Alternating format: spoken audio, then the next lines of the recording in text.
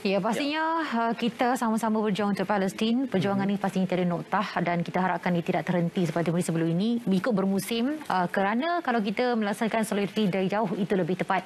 Mana kalau kita lihat sekarang ni atas kuasa teknologi digital dan media sosial, konflik Palestin dan juga Israel yang kembali menggegarkan dunia sejak akhir-akhir ini memberi impak besar kepada komuniti antarabangsa. Ya, walaupun gencatan senjata telah pun dilakukan dan ada satu perkara yang telah pun menjadi jalan terbaik, solusi terbaik, tetapi apa yang kita ingin terus usulkan pada waktu ini adalah terus menghulurkan sumbangan dan juga bantuan khususnya kepada mereka yang telah pun kehilangan kediaman, kehilangan insan tersayang dan sebagainya, khususnya di bumi Palestin. Jadi ini juga peranan yang kita lihat bagaimana negara kita sebagai negara yang terus menjadi sebuah negara kerap juga bersama dengan Palestin dalam terus menyampaikan sumbangan kepada mereka. Kita ingin lihat bagaimana juga peranan yang ada pada waktu ini. Kita bersama dengan Encik Nur Hizwan Haji Ahmad, pengerusi penggerak komuniti negara wilayah Persekutuan untuk bersama kita pada waktu ini. Terima kasih. Waalaikumsalam. Selamat pagi. Alhamdulillah. Okey, baik. Dan kalau kita melihat kepada gencatan senjata antara Palestin dan juga Israel sebagai satu kemenangan moral ya buat penduduk Islam seluruh dunia secara amnya dan juga buat rakyat Palestin khasnya.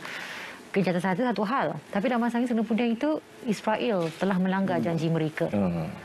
Bagaimana pandangan awal daripada Tuan Ira sendiri? Okey, Assalamualaikum warahmatullahi wabarakatuh.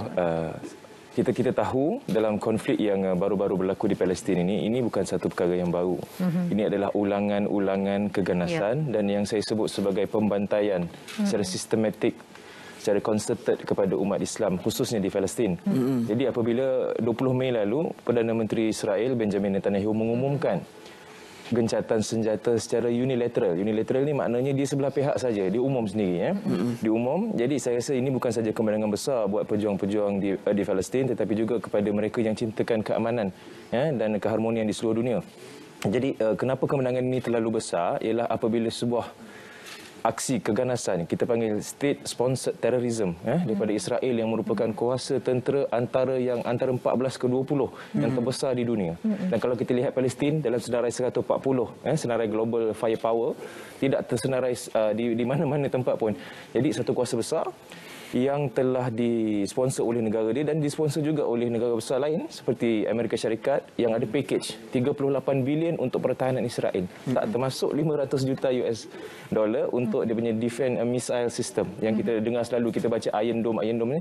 Itu semua disponsor oleh Amerika Syarikat. Bayangkan negara sekuat itu kekuasaan ketenteraannya, dia mengaku kalah bila dia panggil gencatan senjata tu, maksudnya dia minta stop dululah. Okey. Gitu. Baik, satu dunia tertumpu di bumi Palestin setelah melihat tumpahan darah yang berlaku di sana, nyawa yang tidak bersalah dibunuh dan sebagainya. Dan ini juga merupakan salah satu pandangan utama ataupun tumpuan utama khususnya bagi pemimpin dunia dengan melakukan desakan, gesaan untuk menghentikan sekeras-kerasnya apa yang berlaku di bumi Palestin disebabkan oleh kekejaman Israel itu sendiri. Melihat inilah solidariti yang kita dapat lihat di sebalik kita melalui pandemik COVID-19 yang belum berakhir, dengan adanya isu sebegini, melihat kesatuan yang ada. Izwan sendiri melihat bagaimana kesatuan yang itu dapat kita terjemahkan dengan adanya seperti apa yang kita lihat sehingga sekarang ini sudah pun menemui jalan yang terbaik. Solidariti ini penting ya, sebab sebenarnya ramai orang anggap bahawa krisis di Palestin ini ialah krisis antara dua agama. Sebenarnya kita kena lihat ini lebih besar, ini lebih merupakan kepada krisis kemanusiaan. Ya. Kita lihat 11 hari peperangan yang berlaku di antara Zionis Yahudi dengan masyarakat Islam di Palestin ini bermula dengan pengusiran keluarga yang menduduki penempatan di Sheikh Jarrah di Jerusalem. Itu adalah bukan krisis agama. Itu maknanya kita apa yang berlaku adalah satu perkara yang melanggar asas kemanusiaan, asas manusiawi, yang bila kita menghalang keluar atau menghalau keluar keluarga-keluarga yang telah menetap lama di situ, kemudian untuk kita masukkan pendatang-pendatang baru untuk menetapi tempat itu tanpa ada sebarang sebab. Jadi ini sebenarnya bukanlah krisis agama sangat, tapi dia kerana berlaku di antara dua pihak yang punya agama yang berbeza, ini menjadi krisis yang besar dan dianggap sebagai krisis agama yang besar. Tapi ini jauh lagi daripada untuk berakhir, sebab yang berlaku di Sheikh Jarrah itu baru 2 hari lepas berlaku lagi di satu tempat namanya Silwan. Di Jerusalem. Keputusan rayuan 6 buah keluarga yang menempati Silwan di Jerusalem ini terpaksa ditangguhkan. Dan inilah perkara yang sama yang berlaku sewaktu kes Sheikh Jarrah berlaku lagi di Silwan 2 hari lepas. Jadi maknanya benda ini jauh lagi daripada berakhir. Cuma apabila kita lihat balik, Allah sebut dalam Al-Baqarah ayat 120. Walan tarda ankal yahudu wala an-nasara hatta tattabi' amilatahum. Dalam Quran dah sebut bahawa orang Yahudi dan Nasrani ini tidak akan reda dengan kamu, wahai Muhammad, kalau kamu tak ikut agama mereka. Jadi untuk mengatakan kalau kita percaya dengan Quran, jadi mereka yang boleh tafsir ini fahamlah apa maksudnya di situ. Keamanan itu mungkin hanya akan wujud melalui beberapa cara sahaja. Tapi yang lebih penting peranan kita sebagai umat Islam, sebagai orang Malaysia yang bertanggungjawab, kita perlu memainkan peranan untuk membantu sahabat-sahabat dan saudara kita di Palestin. Wa ima apapun alasan peperangan itu berlaku, tetapi yang nyatanya pembantaian terhadap manusia ini berlaku di Palestin, melibatkan kematian cukup besar. Hari ini 253 orang meninggal, termasuk 66 kanak-kanak. Jadi ini tidak dapat diterima dalam mana-mana norma perperangan di dunia. Ini telah berlaku dan tanggungjawab kita sebagai rakyat Malaysia ini tunjukkan solidariti sebagai manusia kepada manusia tanpa mengira agama. Betul, kita kan harus tahu dan aku bahawasanya mereka ini daripada sekian muda, maknanya sejak dilahirkan mereka telah didoktrin dengan satu kepercayaan bahawasanya itu tanah mereka. Jadi kerana itu mereka kata kalau apa sekali yang berlaku mereka tetap akan dapatkan walau apa cara sekalipun. Jadi kerana itulah bayangkan wanita, kanak-kanak yang menjadi mangsa dalam soal ini dan tidak ada lagi soal berkaitan dengan agama tapi lebih kepada kemanusiaan. Kerana itulah kalau disebutkan tadi oleh Tuan Izwan, kita perlu dari jauh membantu mereka, mana kita tahu bahasanya penggerak komuniti negara juga memainkan peranan dalam soal ini. Ada sebuah NGO yang bukan sahaja signifikan kepada komuniti Malaysia, malah mempunyai peranan juga sumbang yang lebih khusus kepada dunia Islam, terutamanya kepada Palestin. Boleh kita kongsikan tentang perkara ini? Ya, betul. Kalau kita sebut, saya nak usik sikit tadilah Hanif sebut ni, saya sebut awal tadi, krisis ini secara politiknya, secara teraturnya telah berlaku sejak tahun 1947. Jadi lebih kurang 73 tahun tidak ada penyelesaian. Tapi lebih daripada itu, sebelum ada satu sistem kenegaraan yang betul-betul tersusun hari ini, ia telah berlarutan konflik di antara Yahudi dan masyarakat Islam di Arab Saudi berlaku lebih awal dari zaman Osmaniyah lagi. Cuma apabila 1947 mesyuarat United Nations dan beberapa negara mengiktiraf negara Israel, maka itu telah menjadi satu titik mula pertembungan dan konflik yang sangat menyedihkan sampai kita ada pada hari ini. Jadi sebab itu, seperti mana yang saya katakan tadi, apabila kita melihat luar daripada tembok keagamaan, kita melihat dalam tembok kemanusiaan, maka tanggungjawab untuk membantu. Bayangkan bagaimana hari ini mereka bangkit dan bangun daripada tidur, anak-anak di Palestin itu maknya sudah tidak ada. Saya ada kisah Suzy Ashkuntana, saya ada kisah ramai lagi, Riyad dan sebagainya, yang mana rumah mereka dibom dan esoknya anak ini kehilangan ibu dan 4 orang adik-beradiknya. Bangun pagi dah tak boleh nak panggil mak, tak ada yang menyahut. Jadi bayangkan, ini kemanusiaan. Apa agama sekalipun tidak boleh menerima kekejaman berlaku dalam peperangan terhadap kanak-kanak dan wanita khususnya. Nak perang tentera sama tentera. Jadi apabila serangan-serangan itu berlaku, bom-bom itu dijatuhkan ke atas rumah-rumah ibadat, ke atas rumah kediaman, ke atas masjid, ke atas sekolah-sekolah. Jadi ini bukanlah satu pembantaian agama, sebenarnya ini adalah untuk penghapusan etnik. Seolah-olahnya begitu. Ini pernah berlaku dan rakyat Malaysia pernah bangkit waktu krisis Bosnia Herzegovina. Bangkit. Hebat kita pada waktu itu, dan ini menunjukkan bahawa kita boleh bersatu untuk mengangkat nilai manusiawi, mengangkat nilai kemanusiaan. Dan pada waktu ini, alhamdulillah kita lihat rakyat Malaysia banyak bangkit membantu dan cuba sedaya upaya untuk membantu rakyat di Palestin.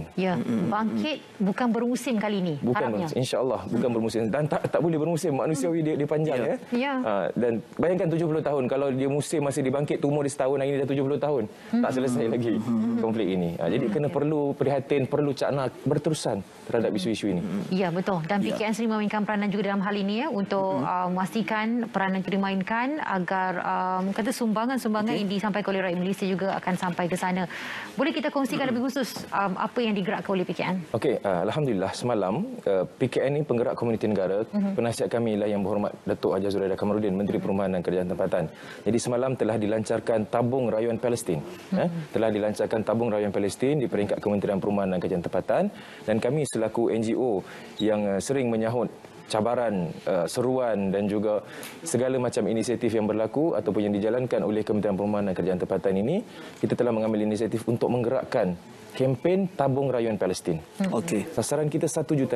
Insya-Allah kita boleh capai. Insya-Allah. Okey, baik. Dan ini juga merupakan kerjasama bersama dengan NGO-NGO terlibatlah dalam memastikan hasrat ataupun capaian itu dapat kita laksanakan dan terus memudahkan lagi saluran itu ke bumi Palestin. Dari segi koordinasi itu untuk ialah nak mengumpulkan sumbangan itu bagaimana pula dengan kerjasama NGO yang terlibat? Okey.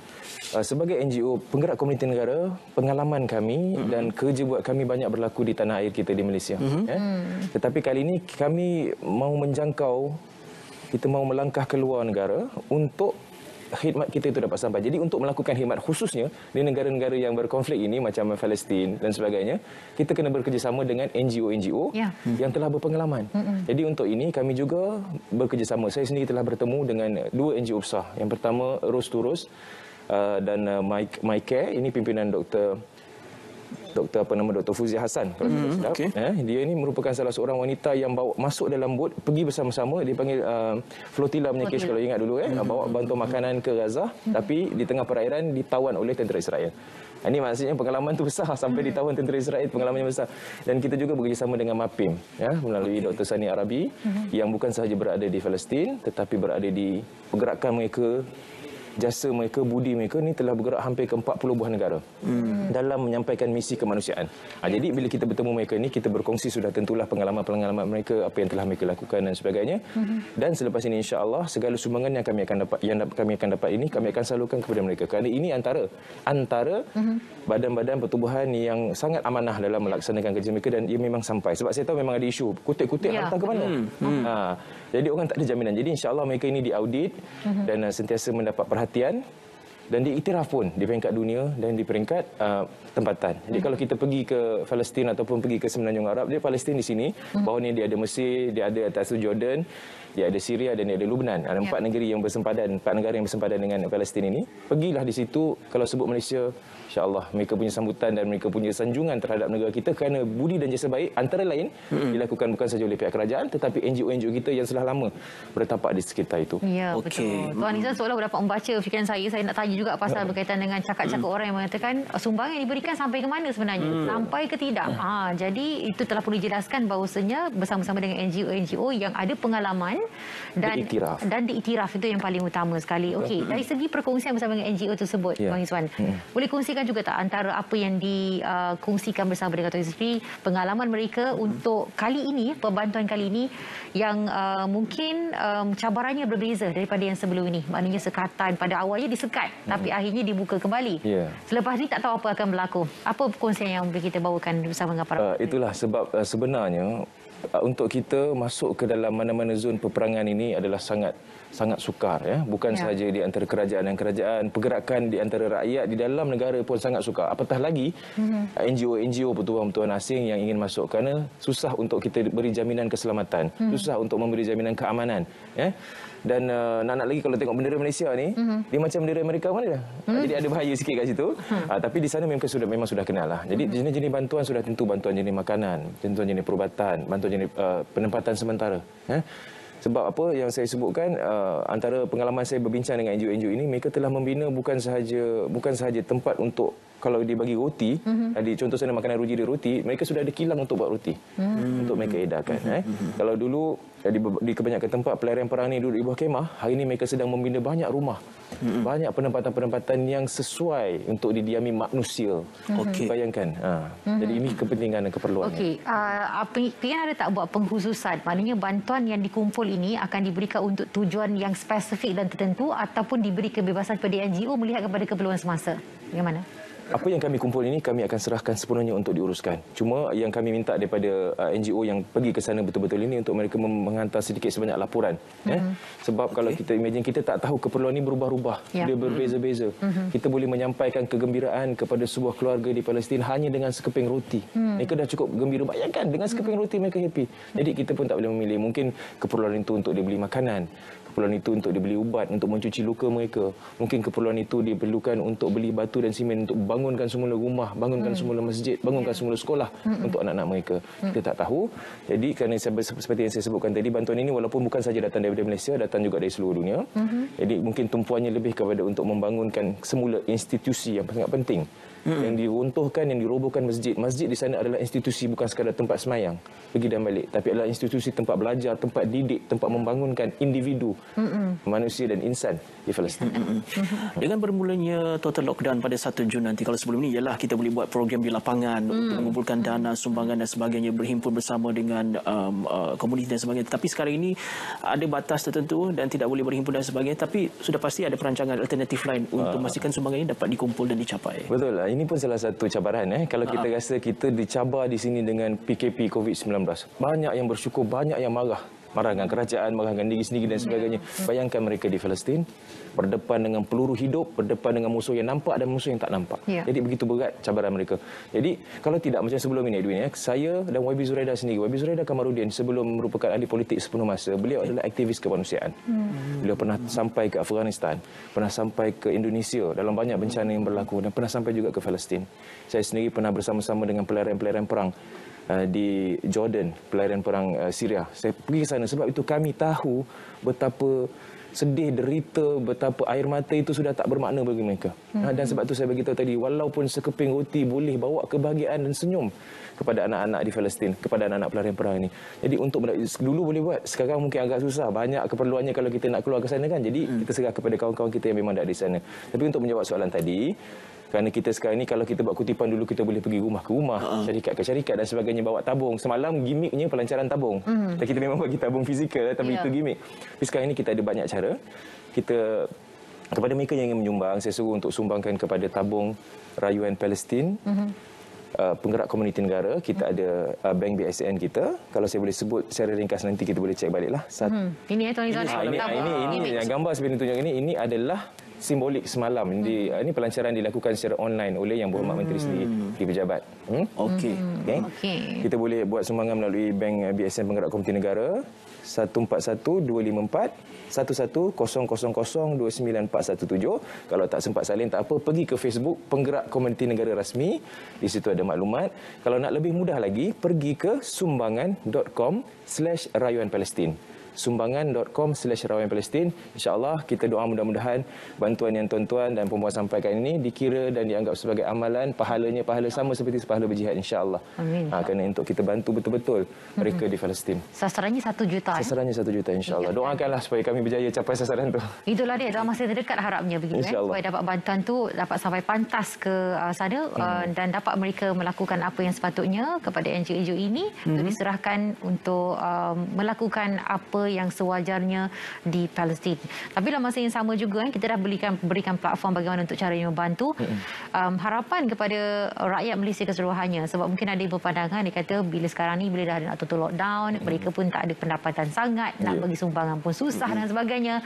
Apa yang Tuan Izzuan nak kongsikan dan ingin nyatakan kepada mereka, saranan kepada mereka, mungkin dengan sumbangan hanya RM1 itu juga mampu untuk kita sama-sama bersolidariti dan juga menyampaikan bantuan itu secara tidak langsung.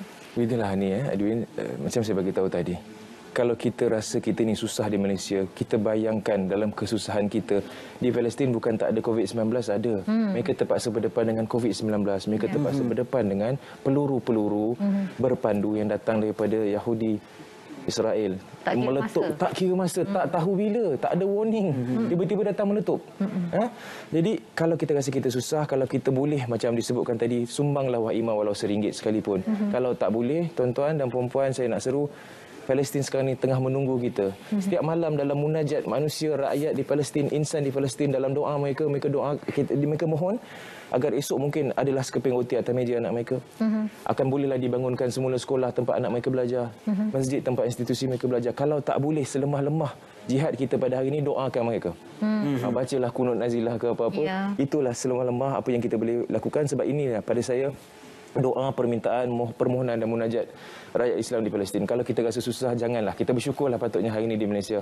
Dan misi kemanusiaan ini Edwin, dia kena berlaku hari ini. Kita bayangkan kalau ini berlaku kepada kita, apa jaminan esok anak kita bangun boleh panggil ayah, boleh cari ayah dia.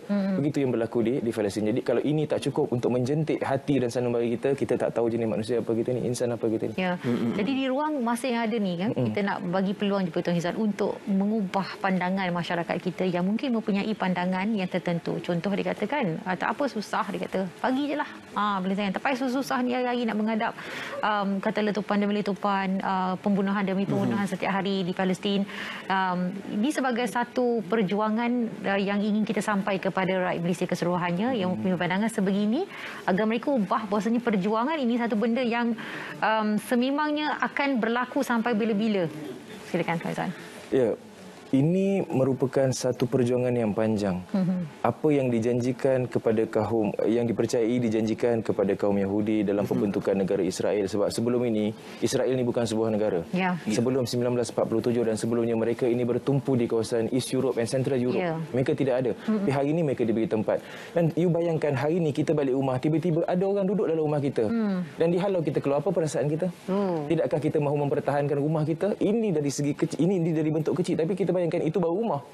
Kita hari ini jiran parking, ekor dia, bonet kereta masuk sikit dalam bonet, boleh bergaduh dengan orang sebelah. Ini hak saya. Ini hak saya. Daun orang tu jatuh dalam pagar kita pun marah. Bayangkan apa berlaku. Jadi bercakap itu lebih mudah sebenarnya daripada melihat dan mengalami sendiri. Jadi ini apa yang saya sebut sebagai benda yang sangat mudah untuk kita fahamlah. Kalau tak faham juga, wallahu taala alam. Okey, jadi sekali lagi tuan, masa yang ada ni war-warkan kembali kepada keseluruhan masyarakat kita yang menonton pada pagi ini untuk menyebarkan kabar bahawasanya mana sedang dikumpulkan sejumlah wang RM1 juta, misinya untuk dihantarkan bantuan kepada Palestin. Sekali lagi saya mengambil kesempatan hari ini untuk merayu kepada seluruh rakyat Malaysia, tanpa mengira kaum, tanpa mengira agama, tanpa mengira sebarang kepercayaan, untuk sama-sama mengambil bahagian di dalam misi kemanusiaan untuk kita membantu anak-anak kecil, untuk kita membantu ibu-ibu tua, untuk kita membantu wanita-wanita dan juga pejuang-pejuang di Palestin. Jadi caranya mudah, insya-Allah. Kalau tuan-tuan dapat membantu, bantuan itu boleh disalurkan kepada Bank Simpanan Nasional, Pertubuhan Penggerak Komuniti Negara Malaysia. Nombor akaunnya 141-254-1100-29417. Atau tuan-tuan dan puan-puan boleh ke laman Facebook kami, Penggerak Komuniti Negara Rasmi, atau pergi terus ke laman web sumbangan.com/ ataupun palang Rayuan Palestin. Sumbangan.com/ palang Rayuan Palestin. Okey, baik itu caranya. Baik, kita ucapkan banyak terima kasih pada Tuan Hizan Haji Ahmad, pengurusi Penggerak Komuniti Negara Wilayah Persekutuan, bersama-sama kita pada waktu ini, dan diharapkan anda bersama terpanggil dan berjuang, bukan perlu pergi berperang ke sana, tapi laksanakan sumbangan untuk anda membantu bagi mereka meneruskan kelangsungan hidup. Baik, kita berehat seketika, terus bersama kami di Smart Pagi Malaysia.